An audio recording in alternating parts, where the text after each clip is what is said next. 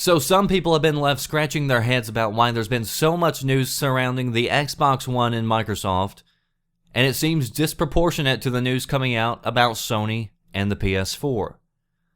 But, I mean, when Sony puts out a press release, when you hear people talk about the PS4, as far as the news is concerned, what's usually the number one subject that's brought up? Are they talking about brand new AAA games coming out? Are they talking about new features getting ready to launch on the console? From what I read, it's normally about sales. And sales is an important news story. You've heard me cover this countless times on this channel. Repeat countless times how well the PS4 is doing in sales. And it is important because just the other day they announced that Sony has shipped 25 million PS4s, which is great for Sony, but also great for the entire gaming industry, because that means that consoles aren't dead like some analysts claimed it was at the beginning of the gen. But Sony really hasn't said a whole lot about anything else recently.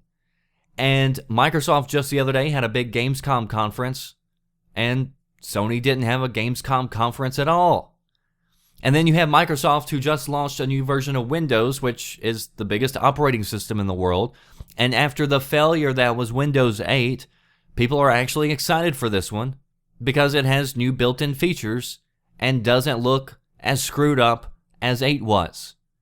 And then Xbox One is also getting upgraded to Windows 10, which is going to bring new features to it as well, like Cortana, cross-buy and cross-play, DX12, a new dashboard streaming your games from and to the PC.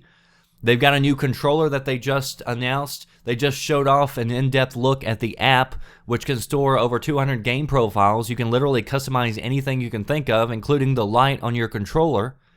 They're showing off new features and technologies like cloud compute that's demonstrating destruction in games like we've never seen before. In no other game can you level the entire city, have a skyscraper fall on top of another building, have it damage those buildings in a domino effect, while not having the destruction actually just disappear into a cloud of smoke. The destruction actually remains there, allowing you to enter every room and building on a map.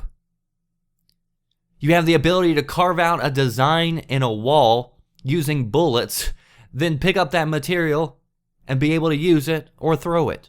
What other game has allowed you that capability?